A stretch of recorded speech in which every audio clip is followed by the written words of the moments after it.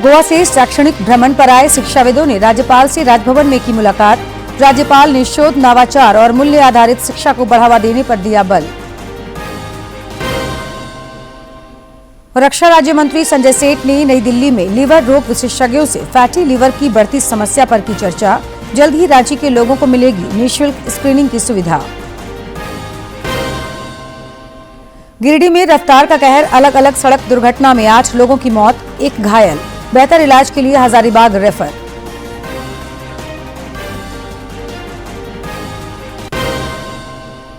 और जामताड़ा में पुलिस ने 6 साइबर अपराधियों को किया गिरफ्तार। 19 मोबाइल, 20 सिम, 8 एटीएम कार्ड और 1 आधार कार्ड बरामद।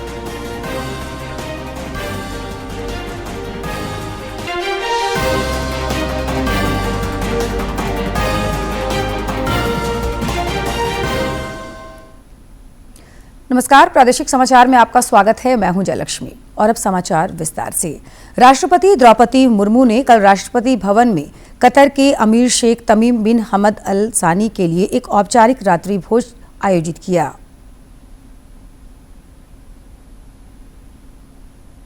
दोनों देशों के बीच रणनीतिक साझेदारी की शुरुआत पर संतोष जताया। इस मौके पर राष्ट्रपति ने कहा कि कतर के साथ भारत के संबंध सदियों पुराने हैं। मुर्मू ने कतर में रहने वाले भारतीयों की अच्छी देखभाल करने के लिए कतर के अमीर और लोगों के प्रति आभार व्यक्त किया। राष्ट्रपति ने कहा कि दोनों देशों के लोग सदियों से सांस्कृतिक आदान प्रदान और परंपराओं के माध्यम से एक दूसरे से जुड़े हुए हैं। राष्ट्रपति मुर्मू ने पिछले वर्ष लगभग 14 अरब अमेरिकी डॉलर के द्विपक्षीय कारोबार का हवाला देते हुए कहा कि कतर के भारत में बढ़ते निवेश से दोनों देशों के बीच आर्थिक संबंध मजबूत हुए हैं। उपराष्ट्रपति जगदीप धनखड़, प्रधानमंत्री मोदी और कतर के उच्च स्तरीय प्रतिनिधि मंडल के सदस्यों सहित अन्य गणमान्य व्यक्ति भोज में शामिल हुए। प्रधानमंत्री नरेंद्र मोदी से ब्रिटेन के पूर्व प्रधानमंत्री ऋषि सुनक ने सपरिवार मुलाकात की। इस दौरान दोनों के बीच कई विषयों पर बातचीत हुई। श्री मोदी ने कहा कि वे भारत ब्रिटेन संबंधों को और भी मजबूत बनाने के लिए उत्सुक हैं। पीएम मोदी ने सुनक के साथ हुई मुलाकात को सार्थक बताया। प्रधानमंत्री ने कहा कि बैठक के दौरान हमारे बीच कई विषयों पर बेहद दिलचस्प बातचीत हुई। सुनक भारत के बहुत अच्छे मित्र हैं। वे भारत ब्रिटेन संबंधों को और भी मजबूत बनाने को लेकर इच्छुक हैं।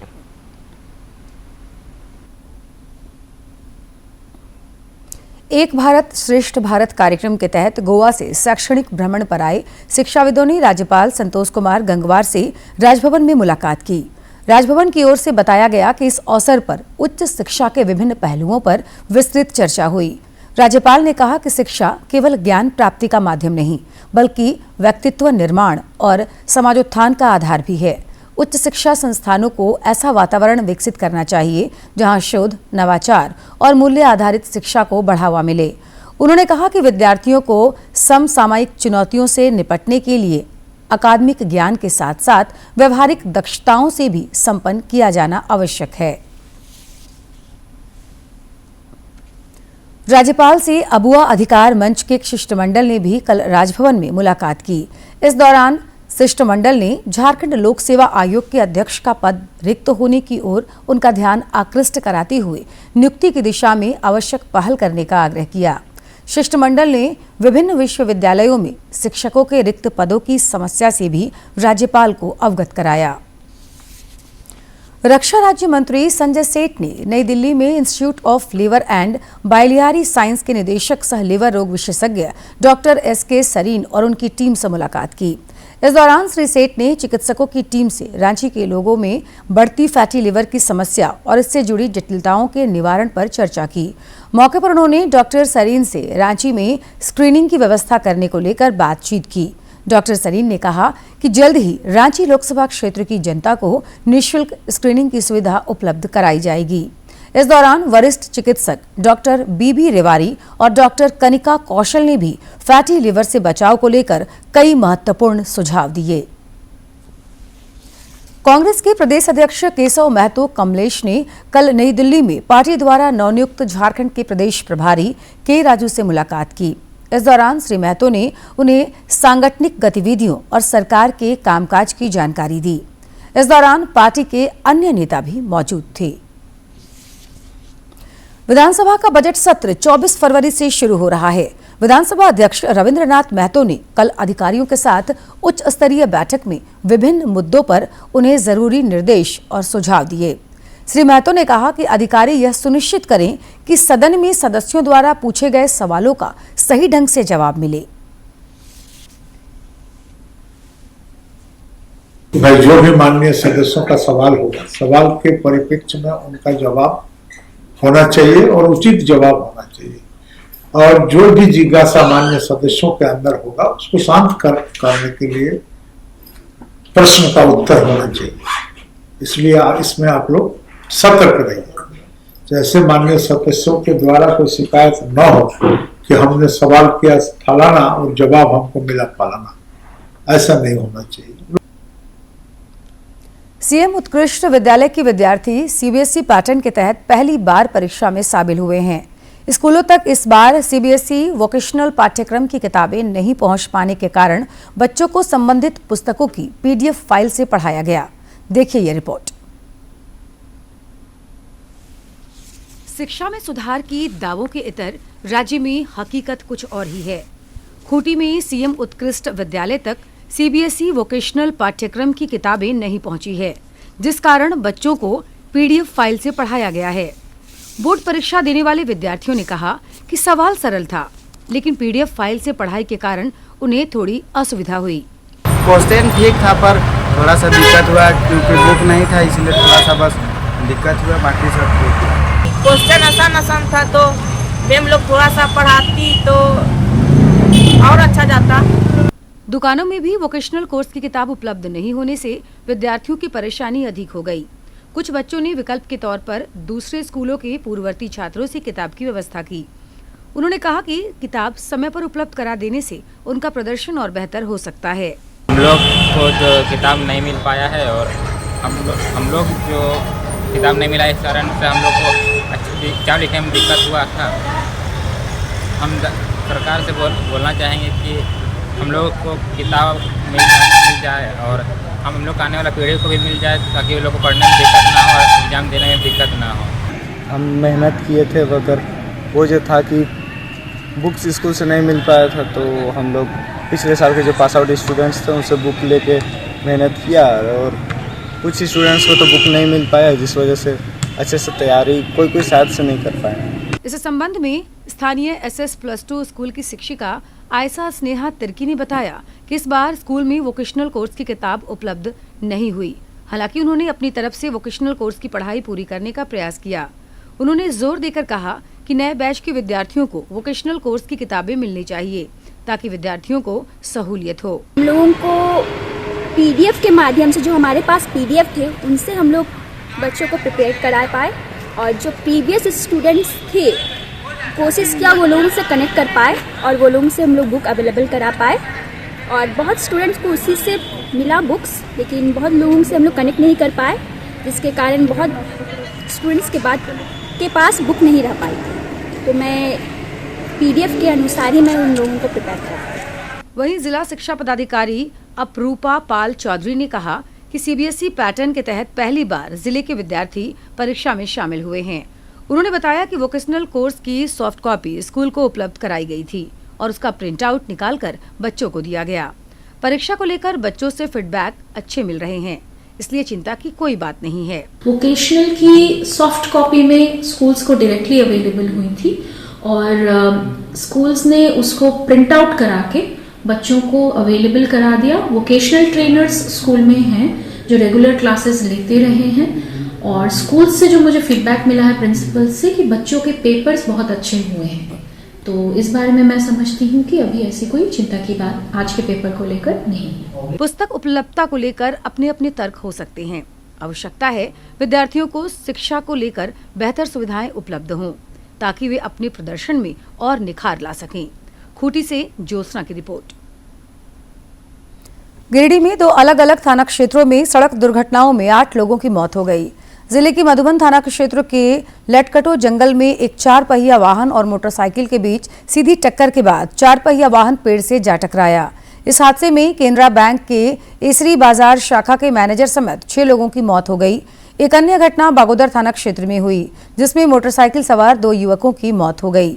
मोटरसाइकिल के बिजली के खंभे से टकराने से यह दुर्घटना हुई।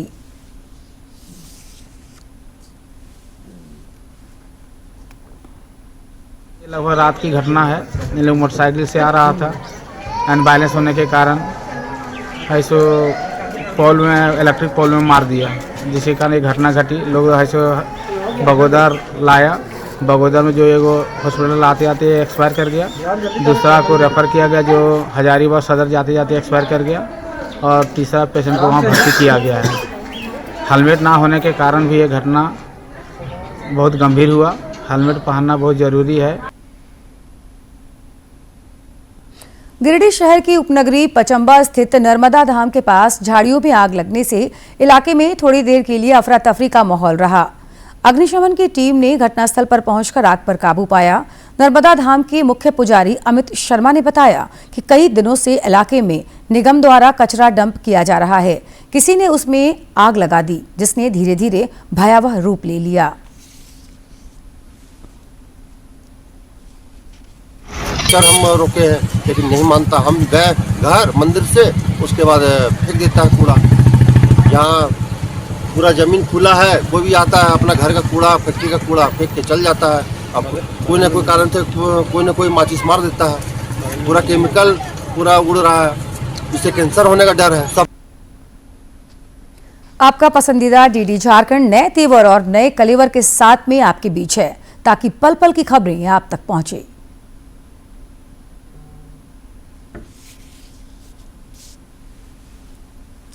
आपका अपना पसंदीदा डीडी झारखंड, गांव से लेकर कस्बों और शहरों तक की है धड़कन। सटीक, विश्वसनीय और तेज खबरों का भी है आईना। राजनीति के मंच से सत्ता के गलियारों तक, खेत से खलिहान और मनोरंजन से इंफोटेनमेंट तक, खेल के मैदान से रंगमंच की खबरों तक, सब कुछ देखिए हमारे प्रादेशिक समाचार में हर रोज दोपहर 12:30, शाम 6:30 और 7:30 बजे, सिर्फ और सिर्फ डीडी झारखंड पर।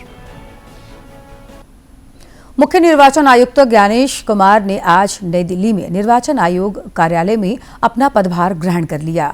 वे 26वें मुख्य निर्वाचन आयुक्त बनाए गए हैं।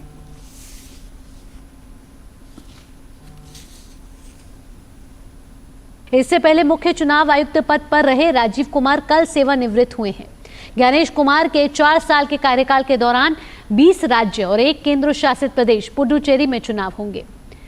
शुरुआत बिहार से होनी है और अंतिम चुनाव मिजोरम में होगा। पदभार संभालने के बाद मुख्य चुनाव आयुक्त ज्ञानेश कुमार ने कहा कि चुनाव आयोग मतदाताओं के साथ हमेशा था और रहेगा।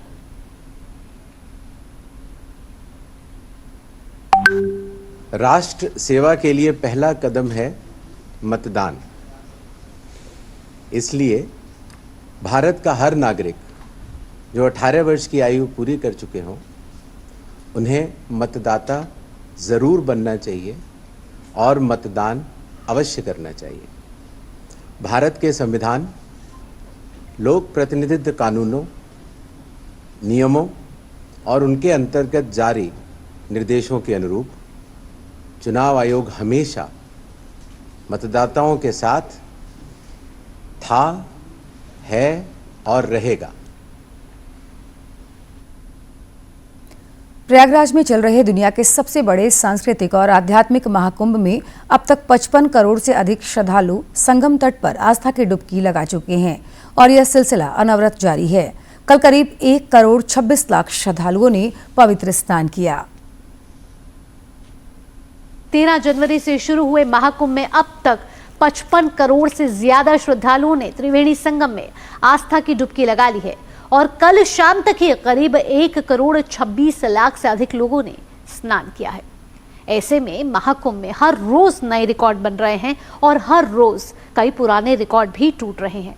अब तक आपको बता दें कि 55 करोड़ से ज्यादा श्रद्धालुओं ने त्रिवेणी संगम में आस्था की डुबकी लगा ली है। इधर प्रदेश भाजपा अध्यक्ष बाबूलाल मरांडी ने प्रयागराज महाकुंभ में आस्था की डुबकी लगाई। इस दौरान उन्होंने देश और राज्यवासियों की सुख समृद्धि की मंगल कामना की।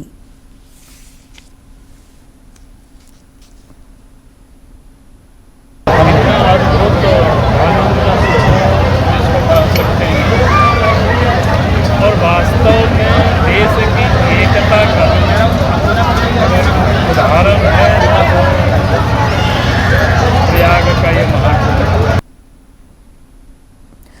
आजसू पार्टी के अध्यक्ष सुदेश कुमार महतो ने कल प्रयागराज के त्रिवेणी संगम में सपरिवार पवित्र स्नान किया।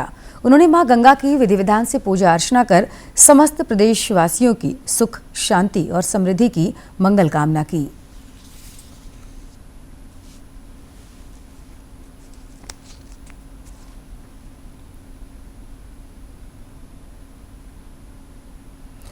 वाराणसी में काशी तमिल संगमम का तीसरा संस्करण चल रहा है। इस सिलसिले में तमिलनाडु से आए प्रतिनिधि मंडल ने अयोध्या की यात्रा की।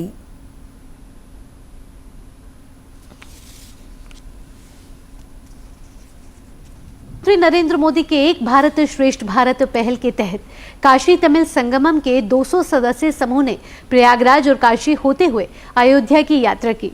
श्री राम जन्मभूमि तीर्थ क्षेत्र ट्रस्ट ने उनका स्वागत किया और राम मंदिर की भव्यता से परिचित कराया। समूह के सदस्य मंदिर की रचनाओं को देखकर अभिभूत हो गए। We feel very great. We are coming from Tamil Nadu for Kashi Tamil Sangamam. My gratitude to Modi ji and Yogi ji. मुख्यमंत्री सबका सभी का हमारा अनुरोध है, ये हमारे लिए बहुत अच्छा ये कार्यक्रम है। कोने पे जो हिंदुस्तान का जो लोग हैं वो सभी एक साथ आने के लिए, एक साथ होने के लिए ये एक सुविधा है और सभी एक अंग है। चतरा की मां भद्रकाली मंदिर परिसर में आज से 3 दिवसीय राजकीय इटखोरी महोत्सव शुरू हो रहा है, जो 21 फरवरी तक चलेगा। पर्यटन और कला संस्कृति मंत्री सुदिव्य कुमार आज शाम इस राजकीय महोत्सव का उद्घाटन करेंगे। 3 दिवसीय राजकीय इटखोरी महोत्सव में विविध कार्यक्रमों का आयोजन होगा। दुमका के ऐतिहासिक हिजला मेला महोत्सव की तैयारियां जोरों पर है। इस 8 दिवसीय महोत्सव की शुरुआत 21 फरवरी से होगी। मयूराक्षी नदी के तट और हिजला पहाड़ी की ढलान के बीच यह मेला 1890 से लगातार आयोजित किया जा रहा है। इस वार्षिक आयोजन में जनजातीय समुदायों की समृद्धशाली कला, संस्कृति, गीत संगीत और हस्तशिल्प कला का प्रदर्शन होगा। अनुमंडल पदाधिकारी कौशल कुमार ने संबंधित अधिकारियों के साथ बैठक कर तैयारियों का जायजा लिया। वर्ष की भांति इस बार अन्य विभागों को भी बोला गया है कि आप थोड़ा इनोवेटिव वे में वहाँ अपना स्टॉल लगाएं और प्रचार प्रसार अच्छे तरीके से करें, ताकि लोग जो संस्कृति है, यहाँ का कल्चर है, उसके बारे में लोग जान सकें। और इसकी तैयारी में अब से लोग लग गए हैं और जो भी ज़रूरत होगी, विधि व्यवस्था, पार्किंग, आपका ट्रैफिक प्लान, ये सब सारा तैयार कर लिया गया है। और जामताड़ा में पुलिस को साइबर अपराधियों के खिलाफ बड़ी सफलता मिली है। प्रशिक्षु आईपीएस अधिकारी राघवेंद्र शर्मा ने बताया कि पुलिस ने 6 साइबर अपराधियों को गिरफ्तार किया है। उन्होंने बताया कि इन अपराधियों के पास से 19 मोबाइल, 20 सिम, 8 एटीएम कार्ड और 1 आधार कार्ड बरामद किया गया है। गिरफ्तार साइबर अपराधियों को न्यायालय के समक्ष प्रस्तुत किया गया, जहां से उन्हें न्यायिक हिरासत में जामताड़ा मंडल कारा भेज दिया गया।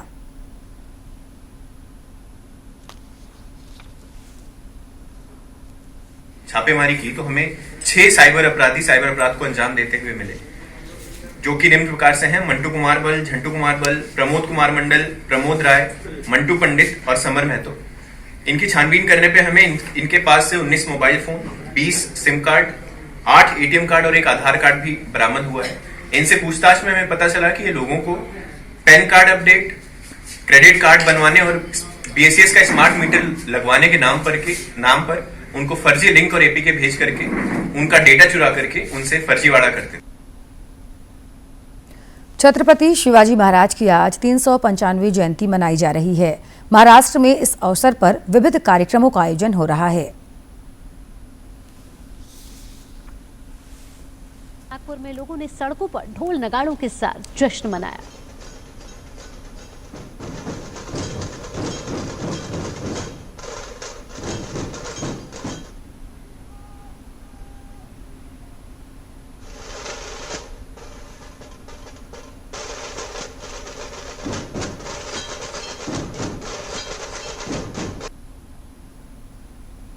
प्रधानमंत्री नरेंद्र मोदी ने छत्रपति शिवाजी महाराज को उनकी जयंती पर नमन किया है।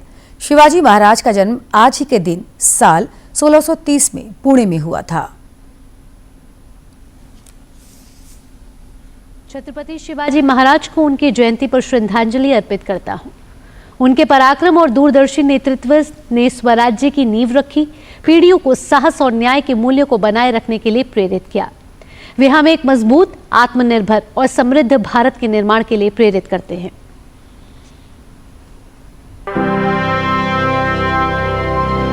मेरे लिए छत्रपति शिवाजी महाराज ये सिर्फ नाम नहीं है, ये सिर्फ राजा महाराजा राजपुरुष मात्र नहीं है। हमारे लिए छत्रपति शिवाजी महाराज आराध्य देव है। हमारे लिए हमारे आराध्य देव से बड़ा कुछ नहीं होता है।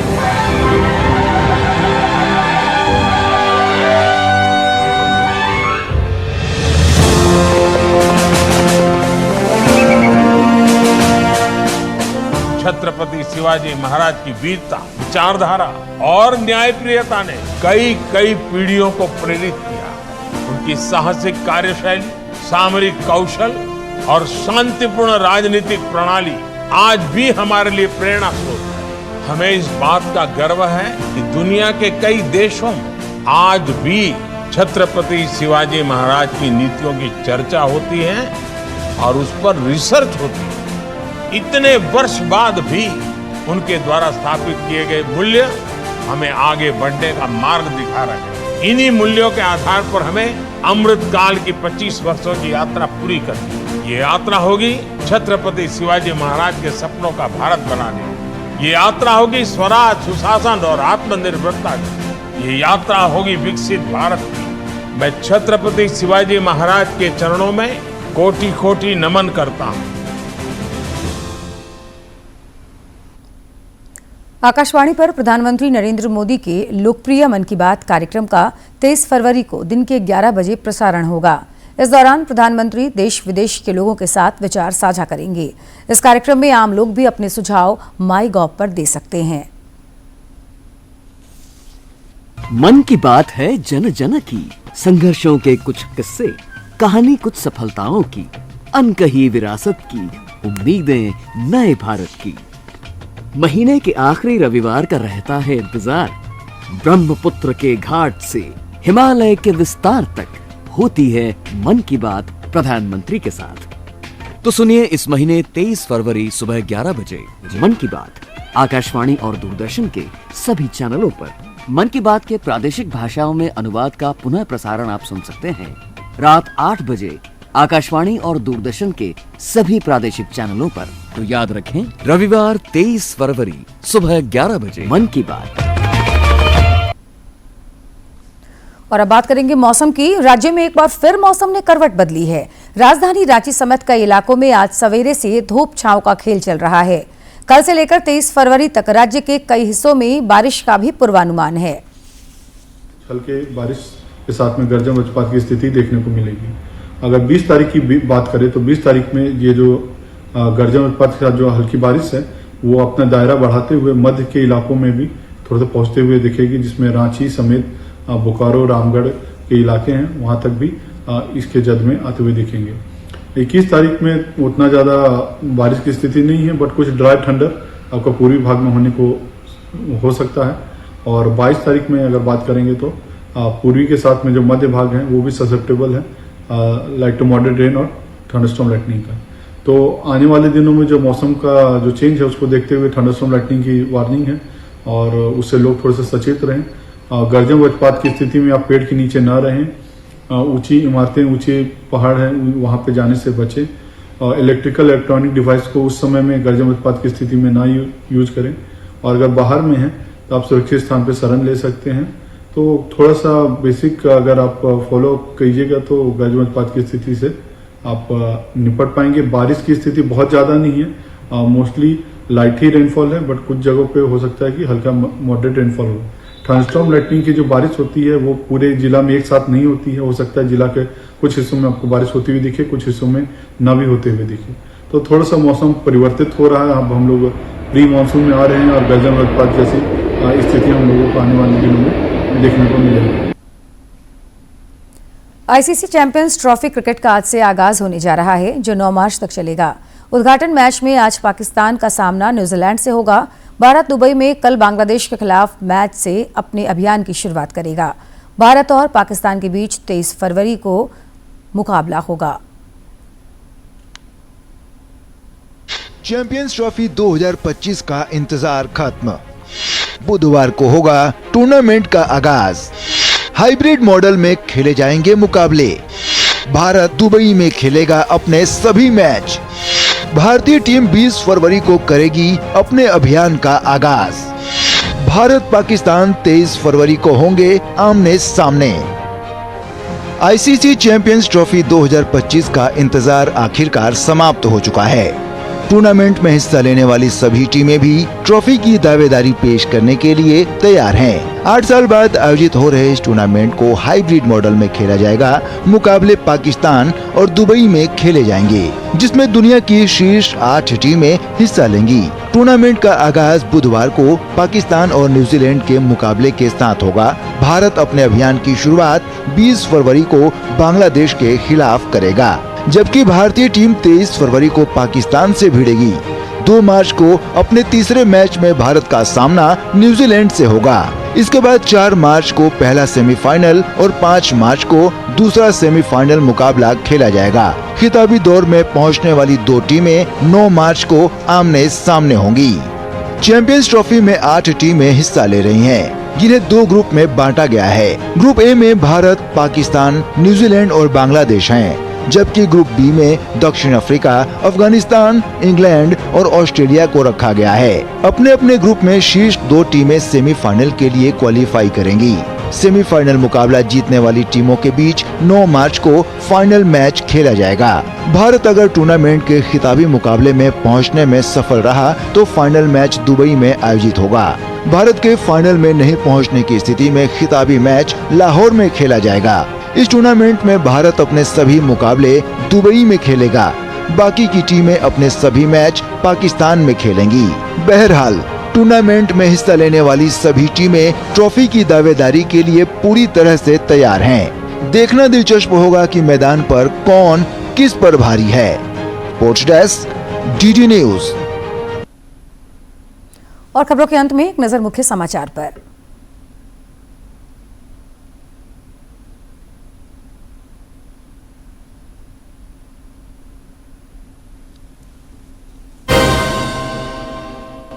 गोवा से शैक्षणिक भ्रमण पर आए शिक्षाविदों ने राज्यपाल से राजभवन में की मुलाकात। राज्यपाल ने शोध, नवाचार और मूल्य आधारित शिक्षा को बढ़ावा देने पर दिया बल। रक्षा राज्य मंत्री संजय सेठ ने नई दिल्ली में लीवर रोग विशेषज्ञों से फैटी लीवर की बढ़ती समस्या पर की चर्चा। जल्द ही रांची के लोगों को मिलेगी निःशुल्क स्क्रीनिंग की सुविधा।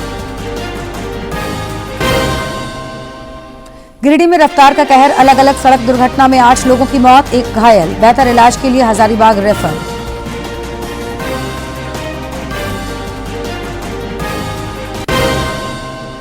और जामताड़ा में पुलिस ने 6 साइबर अपराधियों को किया गिरफ्तार। 19 मोबाइल, 20 सिम, 8 एटीएम कार्ड और 1 आधार कार्ड बरामद।